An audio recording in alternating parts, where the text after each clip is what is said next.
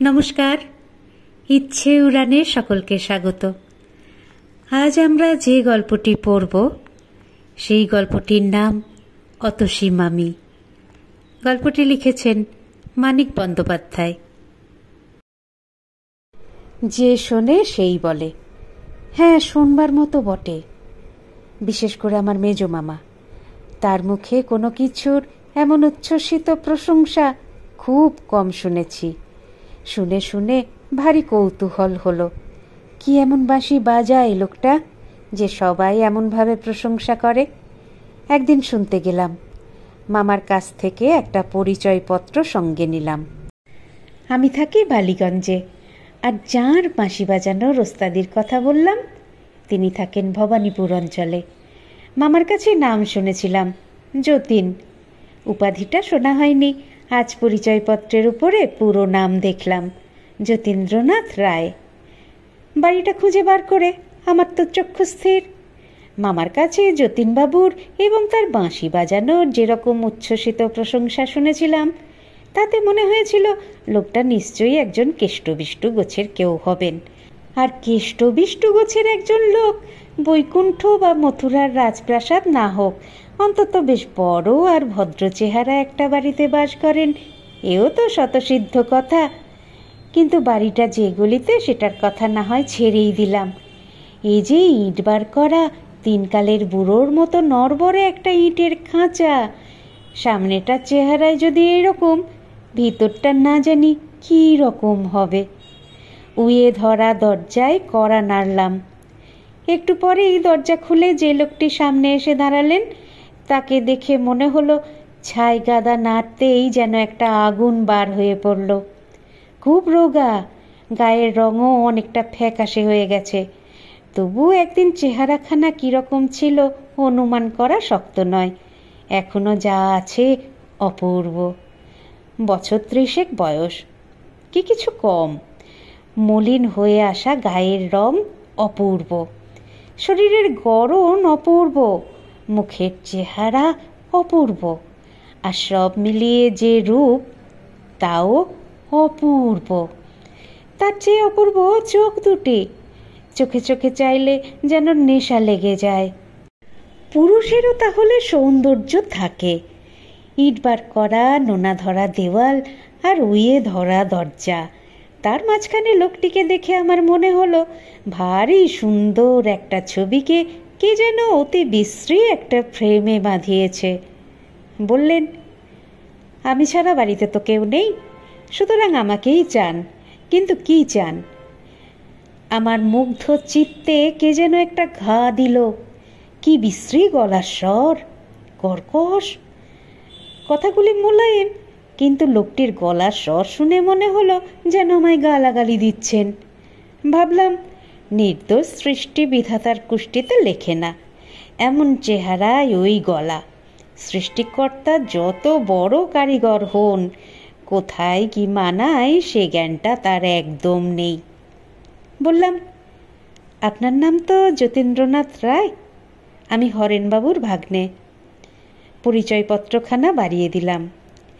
এক নিঃশ্বাসে পড়ে বললেন, ইস, আবার পরিচয়পত্র কেন হে? হরেন যদি তোমার মামা, আমিও তোমার মামা। হরেন যে আমায় দাদা বলে ডাকে। এসো এসো, ভেতরে এসো। আমি ভেতরে ঢুকতে তিনি দরজা বন্ধ করলেন। সদর দরজা থেকে দুধারের দেওয়ালে গা ঠেকিয়ে হাত পাঁচেক এসে একটা হাত 3 চওড়া বারান্দার পরে ডান দিকে বাঁকতে হলো। বাঁদিকে বাঁকবার জো নেই, কারণ দেখা গেল সেদিকটা প্রাচীর দিয়ে বন্ধ করা। ছোট্ট একটু উঠান, বেশ পরিষ্কার।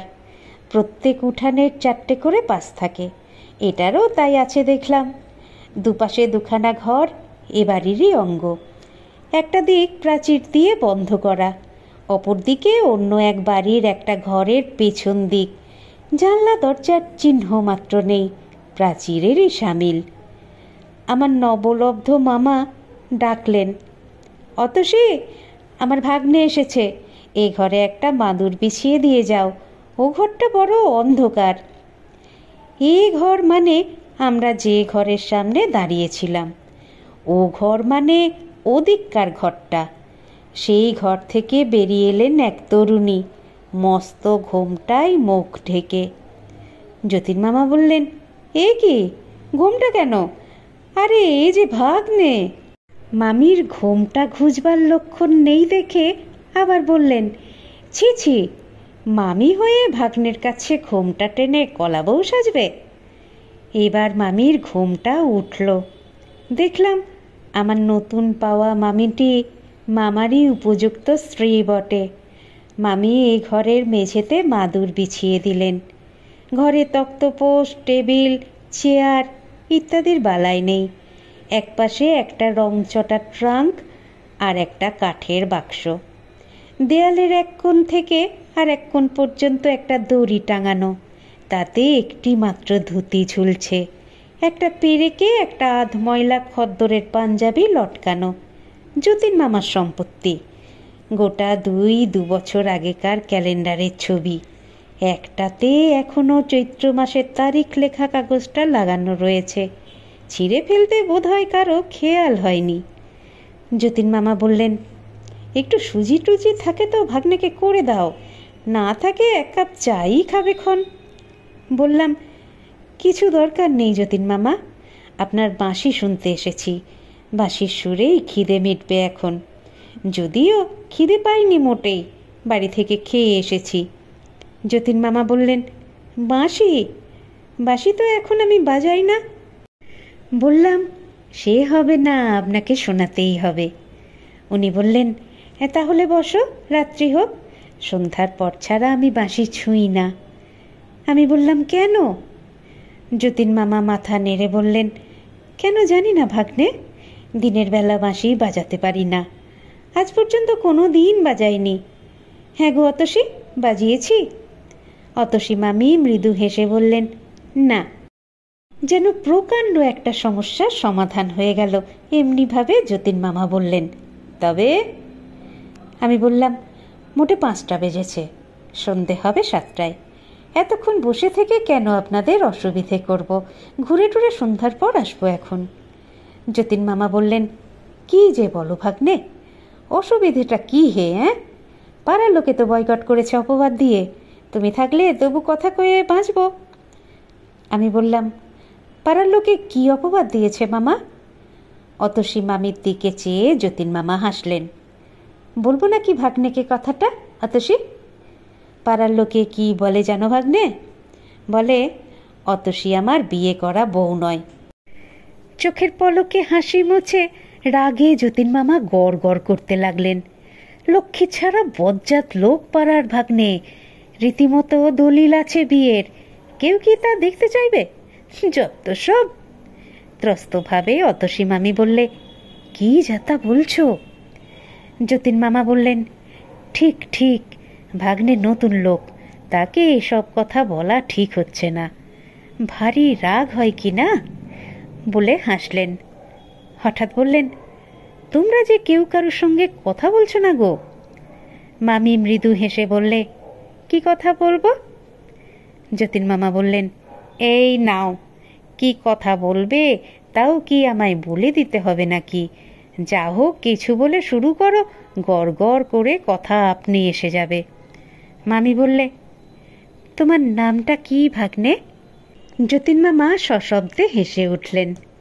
হাসি থামিয়ে বললেন, এইবার ভাগ্নে পাল্টা প্রশ্ন করো, আজ কি রাঁধবে মামি? ব্যাস, খাসা আলাপ জমে যাবে। তোমার আরম্ভটি কিন্তু বেশ অতসী।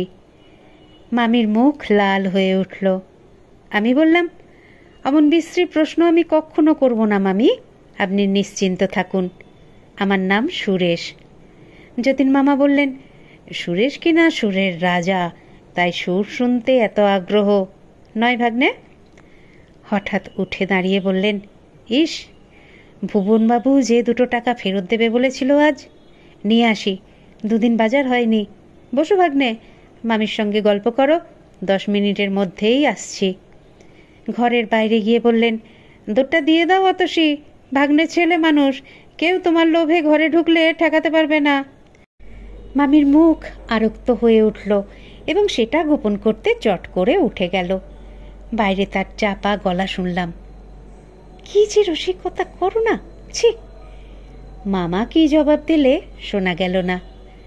মামি ঘরে ঢুকে বললে, ওর স্বভাব ওই রকম, বাক্সে 2 মোটে টাকা, তাই নিয়ে সেদিন বাজার গেলেন।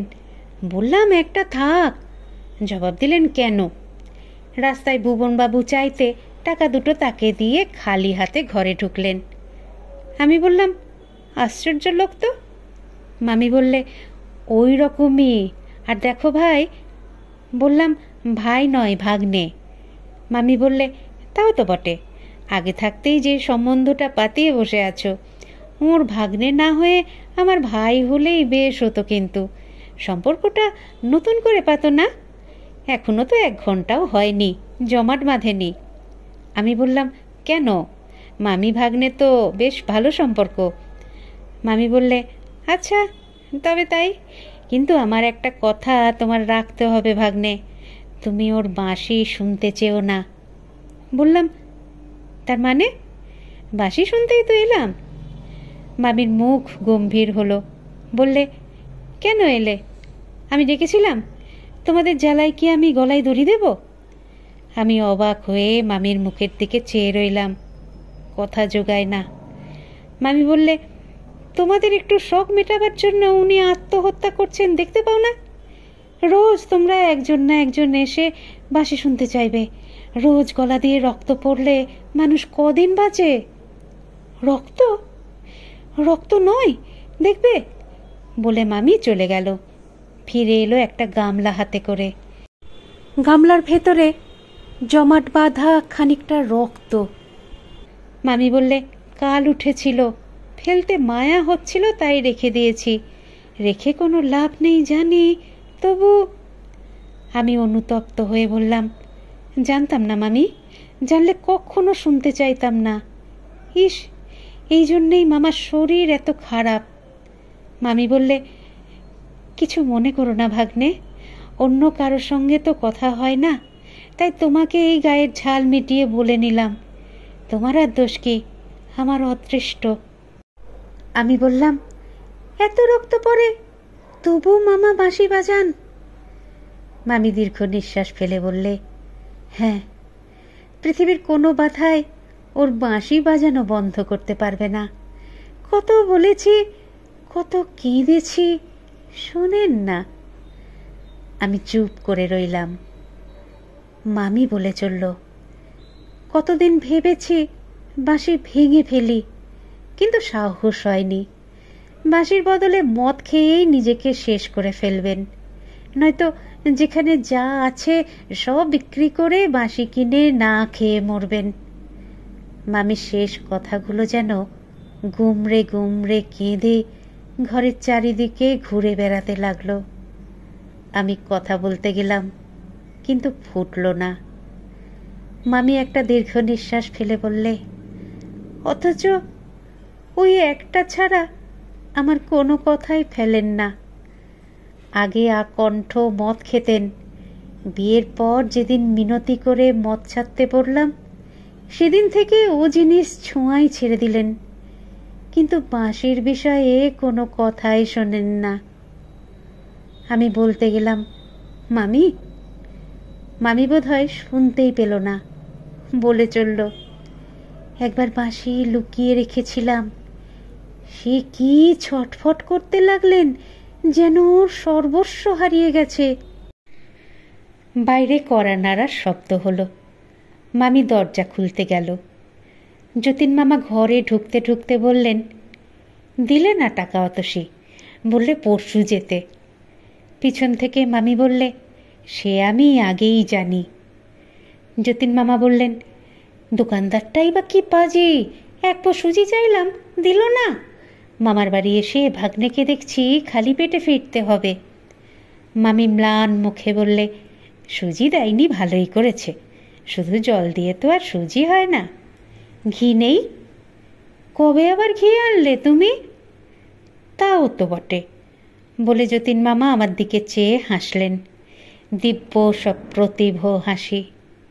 আমি বললাম, কেন ব্যস্ত হচ্ছেন মামা, খাবারের কিছু দরকার নেই, ভাগ্নের সঙ্গে অত ভদ্রতা করতে নেই। মামি বললে, বসো তোমরা, আমি আসছি বলে ঘর থেকে বেরিয়ে গেল। মামা হেঁকে বললেন, কোথায় গো? বারান্দা থেকে জবাব এলো, আসছি। মিনিট 15 পরে মামি ফিরল। 2 হাতে 2খানা রেকাবিতে গোটা 4 করে রসগোল্লা আর গোটা 2 সন্দেশ। যতীন মামা বললেন, কোত্থেকে জোগাড় করলে গো? বলে একটা রেকাবি টেনে নিয়ে একটা রসগোল্লা মুখে তুললেন। অন্য রেকাবিটা আমার সামনে রাখতে রাখতে মামি বললে, তা দিয়ে তোমার দরকার কি?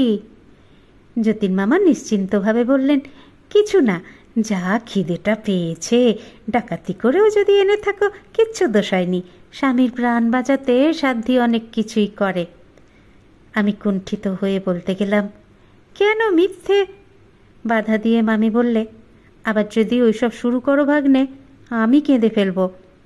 আমি নিঃশব্দে খেতে আরম্ভ করলাম। মামিও ঘর থেকে 2 এনামেলের গ্লাসে জল এনে দিলেন।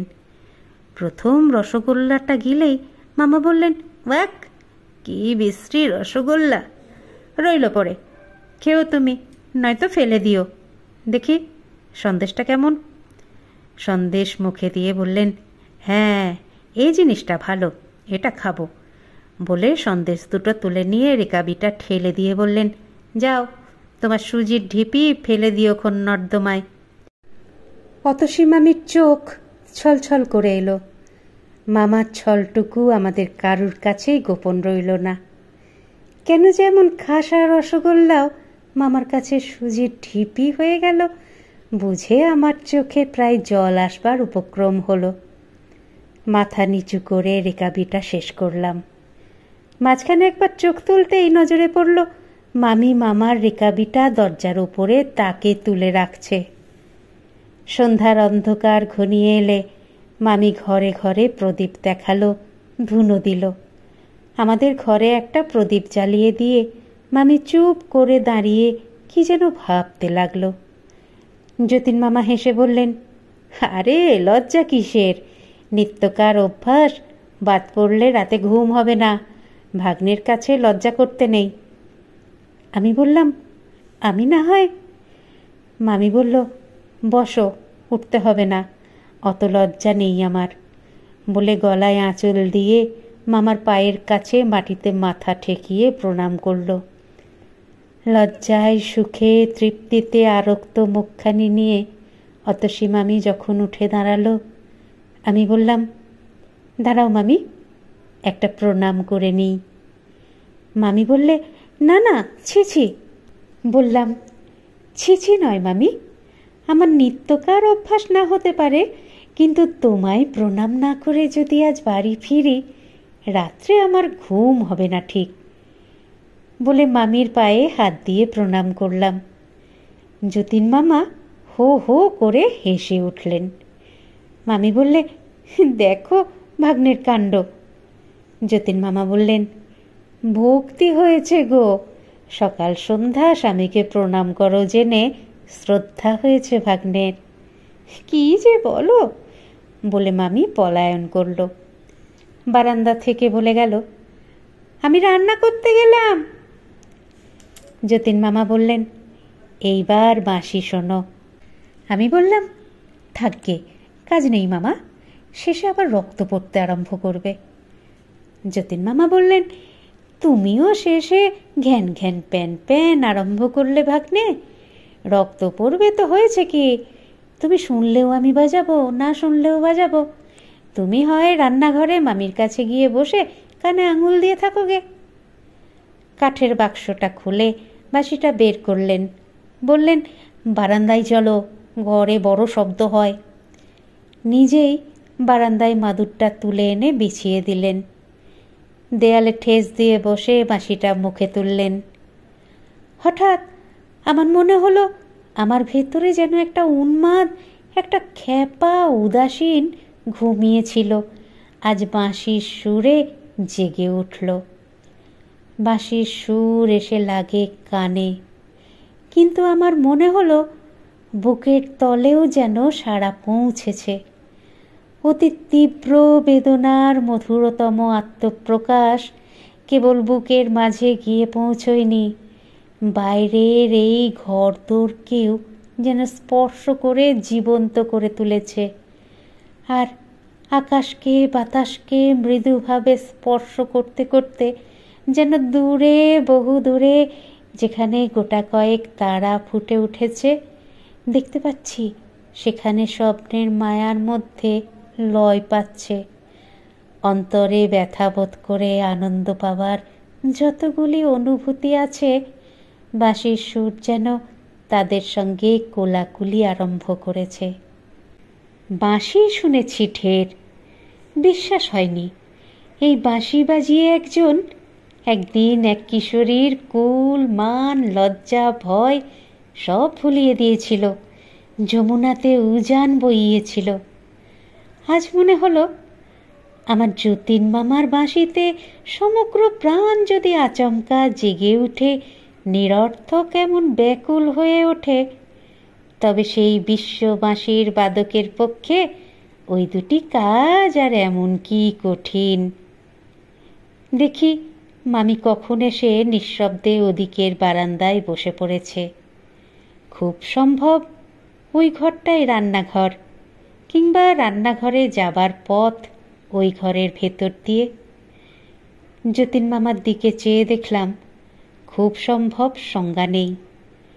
এ যেন সুরের আত্মভোলা সাধক সমাধি পেয়ে গেছে। কতক্ষণ বাঁশি চলেছিল ঠিক মনে নেই, বোধহয় ঘণ্টা দেড়েক হবে। হঠাৎ এক সময়ে বাঁশি থামিয়ে যতীন মামা ভয়ানক কাঁদতে আরম্ভ করলেন। বারান্দার ক্ষীণ আলোতেও বুঝতে পারলাম মামার মুখ চোখ অস্বাভাবিক রকম লাল হয়ে উঠেছে। অতসী মামি বোধহয় প্রস্তুত ছিল, জল আর পাখা নিয়ে ছুটে এলো। খানিকটা রক্ত তুলে মামির সেবায় যতীন মামা অনেকটা সুস্থ হলেন। মাদুরের ওপর একটা বালিশ পেতে মামি তাকে শুইয়ে দিল। পাখা নেড়ে নীরবে হাওয়া করতে লাগলো। তারপর এক সময় উঠে দাঁড়িয়ে বললাম, আজ আসি যতীন মামা। মামা কিছু বলার আগেই মামি বললে, তুমি এখন আর কথা কইও না, ভাগ্নের বাড়িতে ভাববে। আজ থাক, আরেকদিন এসে খেয়ে যাবে। এখন চলো, আমি দরজা দিয়ে আসছি। সদরের দরজা খুলে বাইরে যাব, মামি আমার একটা হাত ধরে বললে, একটু দাঁড়াও ভাগ্নে, সামলে নিই। প্রদীপের আলোতে দেখলাম মামির সমস্ত শরীর থরথর করে কাঁপছে। একটু সুস্থ হয়ে বললে, ওর রক্ত পড়া দেখলেই আমার এরকম হয়, বাঁশি শুনেও হতে পারে। আচ্ছা, এবার এসো ভাগ্নে, শিগগির আর একদিন আসবে কিন্তু। বললাম, মামার বাঁশি ছাড়াতে পারি কিনা একবার চেষ্টা করে দেখবো মামি। মামি ব্যগ্র কণ্ঠে বললে, পারবে, পারবে তুমি? যদি পারো ভাগ্নে, শুধু তোমার যতীন মামাকে নয়, আমাকেও প্রাণ দেবে। অতসী মামি ঝরঝর করে কেঁদে ফেললে। রাস্তায় নেমে বললাম, খিলটা লাগিয়ে দিও মামি। কেবলই মনে হয় নেশাকে মানুষ এত বড় দাম দেয় কেন? লাভ কি? এই যে যতীন মামা পলে পলে জীবন উৎসর্গ করে সুরের জাল বুনবার নেশায় মেতে যান, মানি তাতে আনন্দ আছে। যে সৃষ্টি করে তারও, যে শোনে তারও। কিন্তু এত চড়া মূল্য দিয়ে কি সেই আনন্দ কিনতে হবে? এই যে স্বপ্ন সৃষ্টি, এ তো ক্ষণিকের। যতক্ষণ সৃষ্টি করা যায় শুধু ততক্ষণ এর স্থিতি। তারপর বাস্তবের কঠোরতার মাঝে এ স্বপ্নের চিহ্নও তো খুঁজে পাওয়া যায় না। এ নিরর্থক মায়া সৃষ্টি করে নিজেকে ভোলাবার প্রয়াস কেন? মানুষের মন কি বিচিত্র।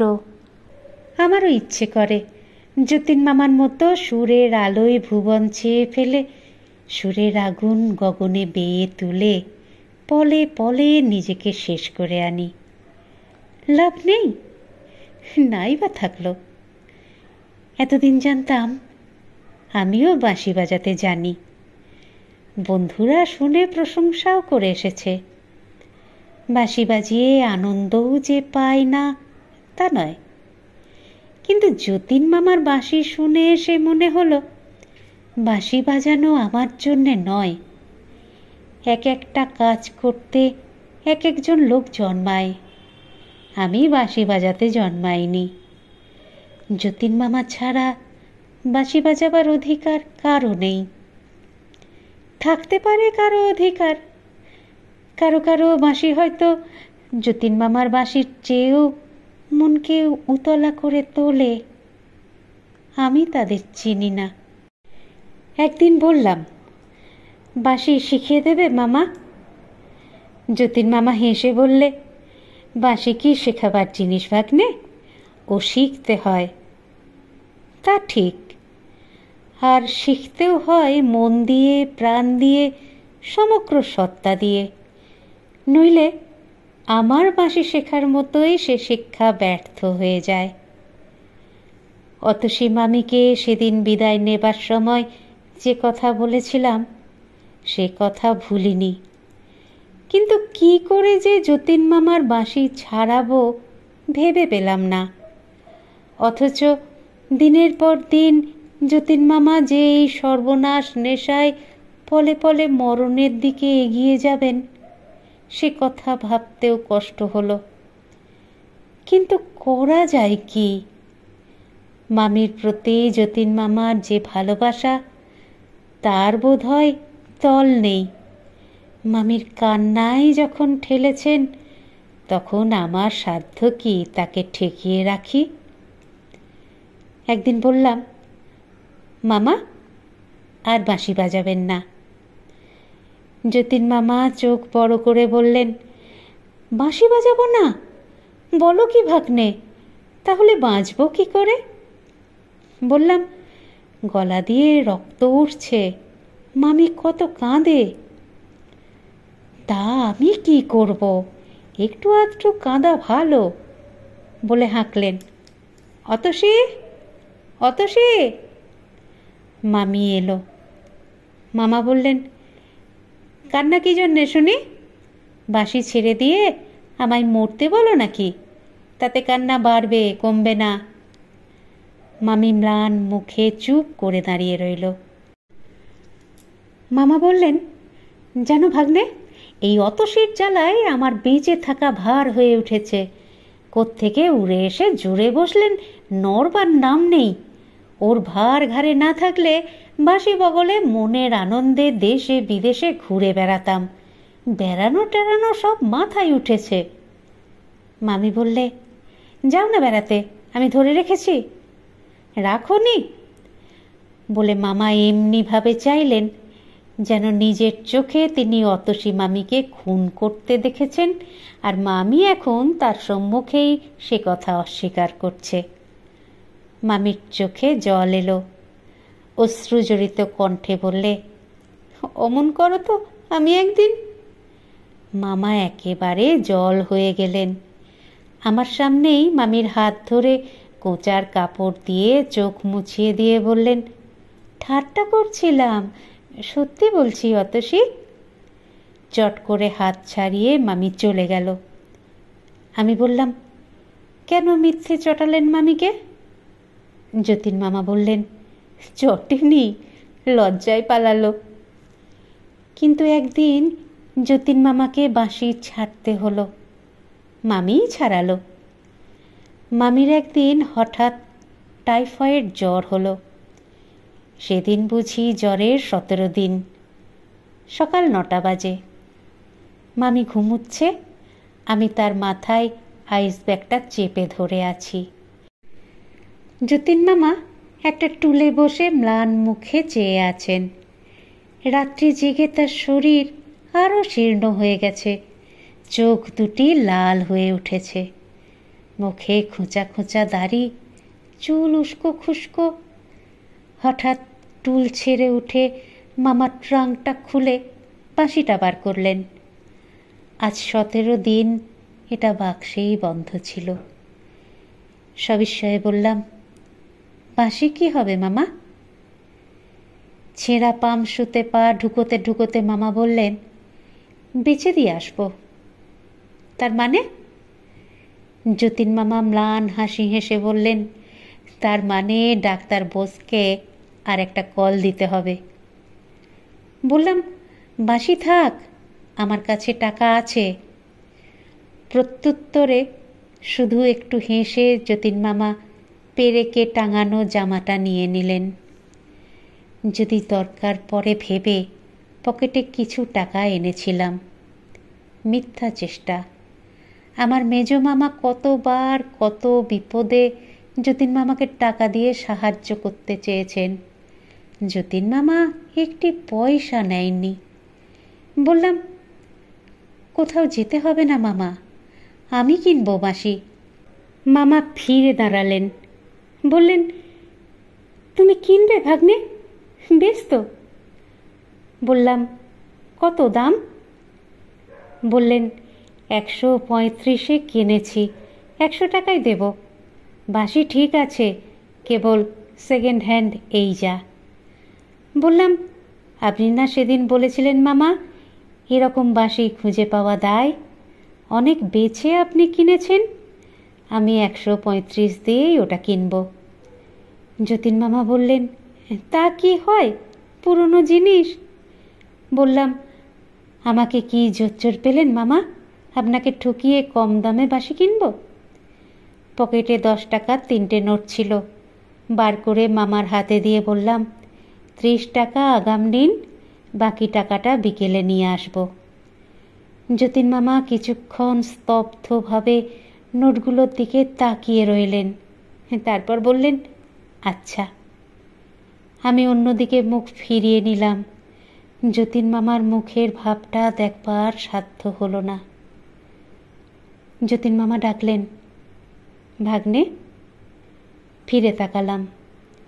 যতীন মামা হাসবার চেষ্টা করে বললেন, খুব বেশি কষ্ট হচ্ছে ভেবো না, বুঝলে ভাগ্নে? আমার চোখে জল এলো। তাড়াতাড়ি মুখ ফিরিয়ে মামির শিয়রে গিয়ে বসলাম। মামির ঘুম ভাঙেনি, জানতেও পারল না যে রক্তপিপাসু বাঁশিটা ঝলকে ঝলকে মামার রক্তপান করেছে। আমি আজ সেই বাঁশিটা কিনে নিলাম। মনে মনে বললাম, মিথ্যে আশা, এ যে বালির বাঁধ। একটা বাঁশি গেল, আর একটা কিনতে কতক্ষণ। লাভের মধ্যে যতীন মামা একান্ত প্রিয় বস্তু হাতছাড়া হয়ে যাবার বেদনাটাই পেলেন। বিকালে বাকি টাকা এনে দিতেই যতীন মামা বললেন, বাড়ি যাবার সময় বাঁশিটা নিয়ে যেও। আমি ঘরে ঢুকতে ঢুকতে বললাম, থাক না এখন কদিন, এত তাড়াতাড়ি কিসের?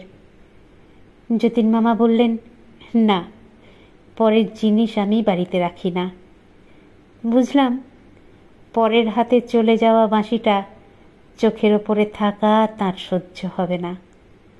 বললাম, বেশ মামা, তাই নিয়ে যাবক্ষণ।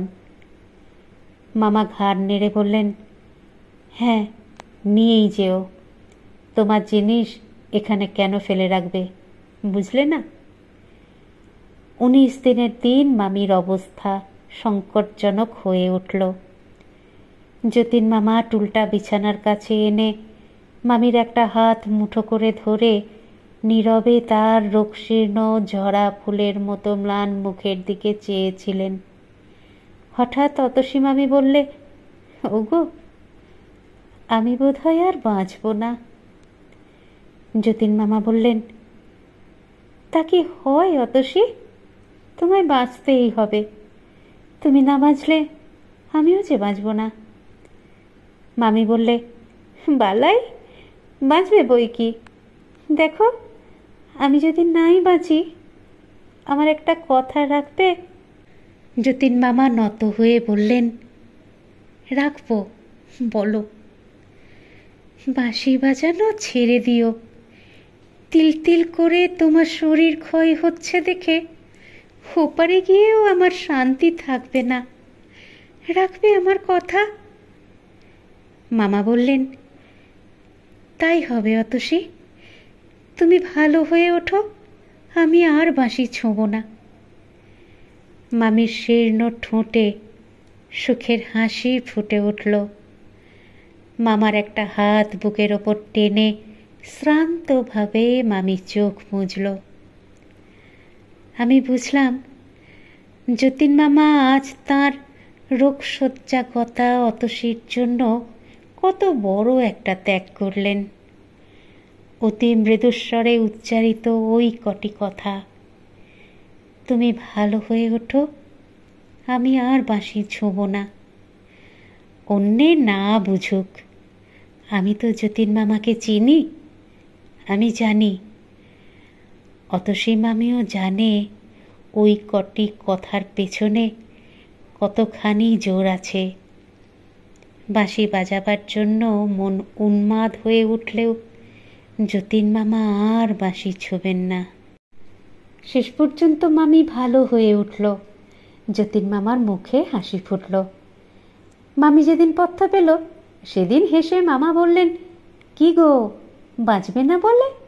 অমনি মুখের কথা কি না, যে চাঁড়াল খুড়োর কাছ থেকে তোমায় ছিনিয়ে এনেছি, জম্বেটা তো ভালো মানুষ। আমি বললাম, চাঁড়াল খুড়ো আবার কে মামা? মামা বললেন, তুমি জানো না বুঝি? সে এক দ্বিতীয় মহাভারত। মামি বললে, গুরু নিন্দে করো না। মামা বললেন, গুরু নিন্দে কি, গুরুতর নিন্দে করব। ভাগ্নেকে দেখাও না অতসী তোমার পিঠের দাগটা। মামির বাধা সত্ত্বেও মামা ইতিহাসটা শুনিয়ে দিলেন। নিজের খুড়ো নয়, বাপের পিস্তুত ভাই। মা বাবাকে হারিয়ে 17 বছর পর্যন্ত ওই খুড়োর কাছেই অতসী মামি ছিল। অত বড় মেয়ে, তাকে কিলচর লাগাতে খুড়োটির বাধ্য না। আনুষঙ্গিক অন্য সব কিছু তো ছিলই। খুড়োর মেজাজের একটি অক্ষয় চিহ্ন আজ পর্যন্ত মামির পিঠে আছে। পাশের বাড়িতেই যতীন মামা বাঁশি বাজাতেন আর আকণ্ঠ মদ খেতেন। প্রায়ই খুড়োর গর্জন আর অনেক রাতে মামির চাপা কান্নার শব্দে তার নেশা ছুটে যেত। নিতান্ত চোটে একদিন মেয়েটাকে নিয়ে পালিয়ে গেলেন এবং বিয়ে করে ফেললেন। মামার ইতিহাস বলা শেষ হলে অতসী মামি ক্ষীণ হাসি হেসে বললে, তখন কি জানি মদ খায়, তাহলে কখনো আসতাম না। মামা বললেন, তখন কি জানি তুমি মাথার রতন হয়ে আঠার মতো লেপ্টে থাকতে, তাহলে কখনো উদ্ধার করতাম না। আর মদ না খেলে কি এক ভদ্রলোকের বাড়ি থেকে মেয়ে চুরি করার মতো বিশ্রী কাজটা করতে পারতাম গো? আমি ভেবেছিলাম বছরখানেক। মামি বললে, যাও চুপ করো, ভাগ্নের সামনে যা তা বকো না। মামা হেসে চুপ করলেন। মাস 2 পরের কথা। কলেজ থেকে শটান যতীন মামার ওখানে হাজির হলাম। দেখি জিনিসপত্র যা ছিল বাঁধা ছাঁধা হয়ে পড়ে আছে। অবাক হয়ে প্রশ্ন করলাম, এসব কি মামা? যতীন মামা সংক্ষেপে বললেন, দেশে যাচ্ছি। দেশে? দেশ আবার আপনার কোথায়? যতীন মামা বললেন, আমার কি একটা দেশও নেই ভাগ্নে? 500 টাকা আয়ের জমিদারি আছে দেশে, খবর রাখো। অতসী মামি বললে, হয়তো জন্মের মতোই তোমাদের ছেড়ে চললাম ভাগ্নে, আমার অসুখের জন্যই এটা হলো। বললাম, তোমার অসুখের জন্য তার মানে? মামা বললেন, তার মানে বাড়িটা বিক্রি করে দিয়েছি। যিনি কিনেছেন পাশের বাড়িতেই থাকেন। মাঝখানের প্রাচীরটা ভেঙে 2 বাড়ি এক করে নিতে ব্যস্ত হয়ে পড়েছেন। আমি ক্ষুব্ধ কণ্ঠে বললাম, এত কাণ্ড করলে মামা, আমাকে একবারও জানালে না পর্যন্ত? কবে যাওয়া ঠিক হলো? বাঁধা বিছানা আর তালাবন্ধ বাক্সের দিকে আঙুল বাড়িয়ে মামা বললেন, আজ রাত্রে ঢাকা মেলে রওনা হব। আমরা বাঙাল হে ভাগ্নে, জানো না বুঝি? বলে মামা হাসলেন। অবাক মানুষ, এমন অবস্থায় হাসিও আসে। গম্ভীরভাবে উঠে দাঁড়িয়ে বললাম, আচ্ছা আসি যতীন মামা, আসি মামি বলে দরজার দিকে অগ্রসর হলাম। অতসী মামি উঠে এসে আমার হাতটা চেপে ধরে বললে, লক্ষ্মী ভাগ্নে, রাগ করো না। আগে থাকতে তোমায় খবর দিয়ে লাভ তো কিছু ছিল না, কেবল মনে ব্যথা পেতে। যে ভাগ্নে তুমি, কত কি হাঙ্গামা বাঁধিয়ে তুলতে, ঠিক আছে কিছু? আমি ফিরে গিয়ে বাঁধা বিছানাটার ওপর বসে বললাম, আজ যদি না আসতাম একটা খবরও তো পেতাম না। কাল এসে দেখতাম বাড়িঘর খাঁ খাঁ করছে। যতীন মামা বললেন, আরে রাম, তোমায় না বলে কি যেতে পারি? দুপুরবেলা সেনের ডাক্তারখানা থেকে ফোন করে দিয়েছিলাম তোমার বাড়িতে, কলেজ থেকে ফিরলেই খবর পেতে। বাড়ি আর গেলাম না, শিয়ালদহ স্টেশনে মামা মামিকে উঠিয়ে দিতে গেলাম। গাড়ি ছাড়ার আগে কতক্ষণ সময় যে কি করেই কাটলো, কারো মুখেই কথা নেই। যতীন মামা কেবল মাঝে মাঝে দু একটা হাসির কথা বলছিলেন এবং হাসাচ্ছিলেনও, কিন্তু তার বুকের ভেতর যে কি করছিল সে খবর আমার অজ্ঞাত থাকেনি। গাড়ি ছাড়বার ঘন্টা বাজলে যতীন মামা আর অতসী মামিকে প্রণাম করে গাড়ি থেকে নামলাম। এইবার যতীন মামা অন্যদিকে মুখ ফিরিয়ে নিলেন, আর বোধহয় মুখে হাসি ফুটিয়ে রাখা তার পক্ষে সম্ভব হলো না। জানলা দিয়ে মুখ বার করে মামি ডাকলে, শোনো। কাছে গেলাম। মামি বললে, তোমাকে ভাগ্নে বলি আর যাই বলি, মনে মনে জানি তুমি আমার ছোট ভাই। পারো তো একবার বেড়াতে এসো, দেখা দিয়ে যেও।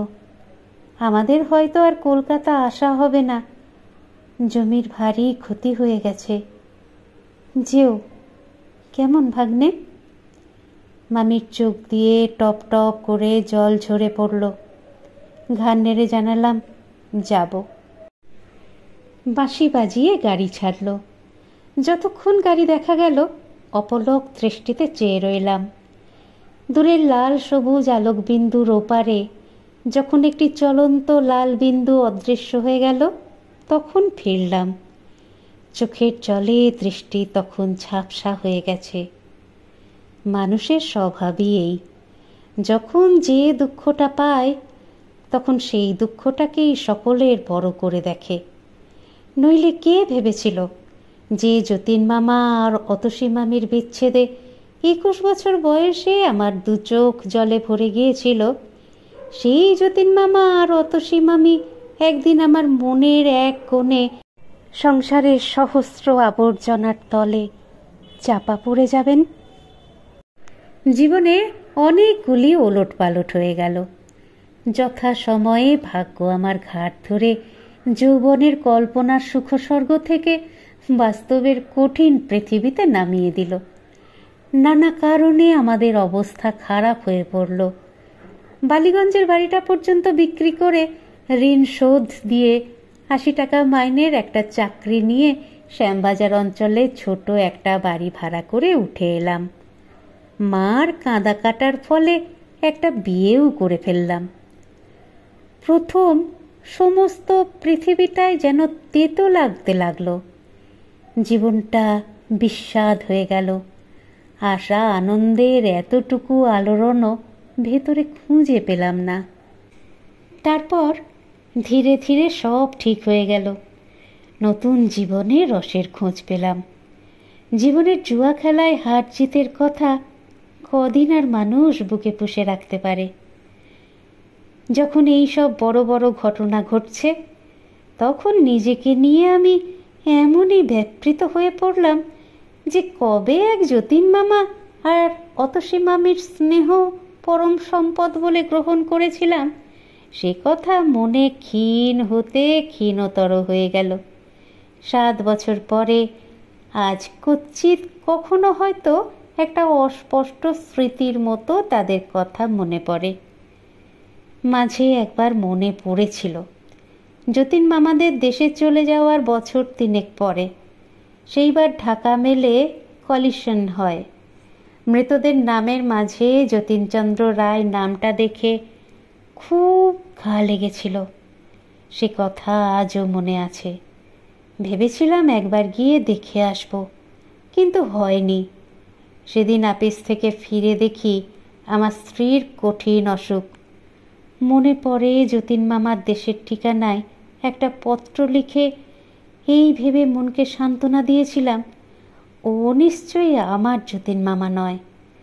পৃথিবীতে যতীন্দ্রনাথ রায়ের অভাব তো নেই। সে চিঠির কোনো জবাব আসেনি।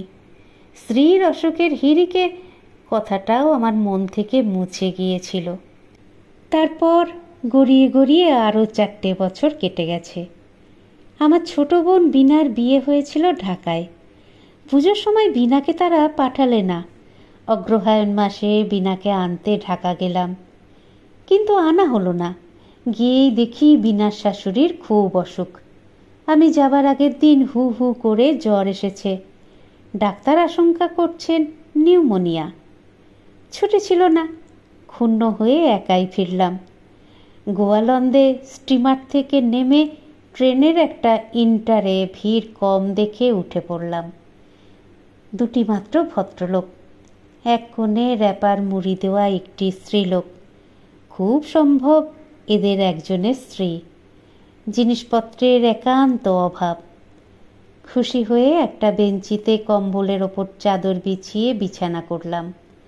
বালিশ ঠেসান দিয়ে আরাম করে বসে পা দুটো কম্বল দিয়ে ঢেকে একটা ইংরেজি মাসিকপত্র বার করে ওপেনহেমের ডিটেকটিভ গল্পে মনোসংযোগ করলাম। যথাসময়ে গাড়ি ছাড়ল এবং পরের স্টেশনে থামল। আবার চলল। এটা ঢাকা মেল বটে, কিন্তু পোরাত পর্যন্ত প্রত্যেক স্টেশনে থেমে থেমে প্যাসেঞ্জার হিসেবেই চলে। পোরাদের পর ছোটোখাটো স্টেশনগুলি বাদ দেয় এবং গতিও কিছুটা বাড়ায়। গোয়ালদের পর গোটা 3 স্টেশন পার হয়ে একটা স্টেশনে গাড়ি দাঁড়াতে ভদ্রলোক 2টি জিনিসপত্র নিয়ে নেমে গেলেন। স্ত্রীলোকটি কিন্তু তেমনিভাবে বসে রইলেন। ব্যাপারটা কি? একে ফেলেই দেখছি সব নেমে গেলেন। এমন অন্যমনস্ক তো কখনো দেখিনি। ছোটোখাটো জিনিসই মানুষের ভুল হয়। একটা আস্ত মানুষ, তাও আবার একজনের অর্ধাঙ্গ, তাকে আবার কেউ ভুল করে ফেলে যায় নাকি? জানলা দিয়ে তাকিয়ে দেখলাম পেছনে দৃকপাত মাত্র না করে তাঁরা স্টেশনের গেট পার হচ্ছেন। হয়তো ভেবেছেন চিরদিনের মতো আজও স্ত্রীটি তার পিছু পিছু চলেছে। চেঁচিয়ে ডাকলাম, ও মশাই, মশাই শুনছেন? গেটের ওপারে ভদ্রলোক 2টি অদৃশ্য হয়ে গেলেন। বাঁশি বাজিয়ে গাড়িও ছাড়ল। অগত্যা নিজের জায়গায় বসে পড়ে ভাবলাম, তবে কি ইনি একাই চলেছেন নাকি? বাঙালির মেয়ে নিশ্চয়। র্যাপার দিয়ে নিজেকে ঢাকবার কায়দা দেখেই সেটা বোঝা যায়। বাঙালির মেয়ে এই রাত্রিবেলা নিঃসঙ্গ যাচ্ছে, তাও আবার পুরুষদের গাড়িতে। একটু ভেবে বললাম, দেখুন, শুনছেন? সাড়া নেই। বললাম, আপনার সঙ্গীরা সব নেমে গেছে, শুনছেন? এইবার আলোয়ানের পোঁটলা নড়ল এবং আলোয়ান ও ঘুমটা সরে গিয়ে যে মুখখানা বার হলো দেখেই আমি চমকে উঠলাম। কিছু নেই, সে মুখের কিছুই এতে নেই। আমার অতসী মামির মুখের সঙ্গে এ মুখের অনেক তফাৎ, কিন্তু তবু আমার মনে হলো এ আমার অতসী মামি। মৃদু হেসে বললে, গলা শুনেই মনে হয়েছিল এ আমার ভাগ্নের গলা, কিন্তু অতটা আশা করতে পারিনি। মুখ বার করতে ভয় হচ্ছিল, পাছে আশা ভেঙে যায়। আমি সবিস্ময়ে বলে উঠলাম, অতসী মামি। মামি বললে, খুব বদলে গেছি না? মামির সিঁথিতে সিঁদুর নেই, কাপড়ের পাড়ের চিহ্ন খুঁজে পেলাম না। 4 বছর আগে ঢাকা মেল কলিশনে মৃতদের তালিকায় একটা অতি পরিচিত নামের কথা মনে পড়ল। যতীন মামা সত্যিই নেই। আস্তে আস্তে বললাম, খবরের কাগজে মামার নাম দেখেছিলাম মামি। বিশ্বাস হয়নি সে আমার যতীন মামা। একটি চিঠি লিখেছিলাম, পাওনি? মামি বললে, না। তারপরেই আমি ওখান থেকে 2-3 মাসের জন্য চলে যাই। বললাম, কোথায়? আমার এক দিদির কাছে, দূর সম্পর্কের অবশ্য। আমায় কেন একটা খবর দিলে না মামি? মামি চুপ করে রইল। ভাগ্নের কথা বুঝি মনে ছিল না? মামি বললে, না তা নয়, কিন্তু খবর দিয়ে আর কি হতো, যা হবার তা তো হয়েই গেল। বাঁশিকে ঠেকিয়ে রাখলাম, কিন্তু নিয়তিকে তো ঠেকাতে পারলাম না। তোমার মেজমামার কাছ থেকে তোমার কথা সব শুনলাম। আমার দুর্ভাগ্য নিয়ে তোমায় আর বিরক্ত করতে ইচ্ছে হলো না। জানি তো একটা খবর দিলেই তুমি ছুটে আসবে। চুপ করে রইলাম। বলবার কি আছে? কি নিয়েই বা অভিমান করব? খবরের কাগজে যতীন মামার নাম পড়ে একটা চিঠি লিখেই তো আমার কর্তব্য শেষ করেছিলাম। মামি বললে, কি করছো এখন ভাগ্নে? চাকরি। এখন তুমি যাচ্ছ কোথায়? মামি বললে, একটু পরেই বুঝবে। ছেলেপিলে কটি? আশ্চর্য, জগতে এত প্রশ্ন থাকতে এই প্রশ্নটি সকলের আগে মামির মনে জেগে উঠল। বললাম, একটি ছেলে। ভারী ইচ্ছে করছে আমার ভাগ্নের খোকাকে দেখে আসতে। দেখাবে একবার? কার মতো হয়েছে? তোমার মতো না তার মার মতো? কত বড় হয়েছে? বললাম, 3 বছর চলছে। চলো না আমাদের বাড়ি মামি, বাকি প্রশ্নগুলির জবাব নিজের চোখেই দেখে আসবে। মামি হেসে বললে, গিয়ে যদি আর না নড়ি? বললাম, তেমন ভাগ্য কি হবে? কিন্তু সত্যি কোথায় চলেছ মামি? এখন থাকো কোথায়? মামি বললে, থাকি দেশেই। কোথায় যাচ্ছি একটু পরেই বুঝবে। ভালো কথা। সেই বাঁশিটা কি হলো ভাগ্নে? এইখানে আছে? এইখানে, এই গাড়িতে? বললাম, আমার ছোট বোন বিনাকে আনতে গিয়েছিলাম। সে লিখেছিল বাঁশিটা নিয়ে যেতে। সবাই নাকি শুনতে চেয়েছিল।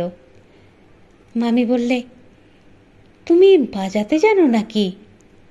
বার করো না বাঁশিটা। ওপর থেকে বাঁশিটা পারলাম। বাঁশিটা দেখেই মামি ব্যগ্র হাতে টেনে নিয়ে এক দৃষ্টিতে সেটার দিকে চেয়ে রইল। একটা দীর্ঘ নিঃশ্বাস ফেলে বললে, বিয়ের পর এটাকে বন্ধু বলেই গ্রহণ করেছিলাম।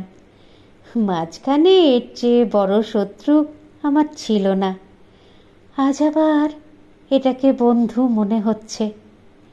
শেষ 3টে বছর বাঁশিটার জন্য ছটফট করে কাটিয়েছিলেন। আজ মনে হচ্ছে বাঁশি বাজানো ছাড়তে না বললেই হয়তো ভালো হতো।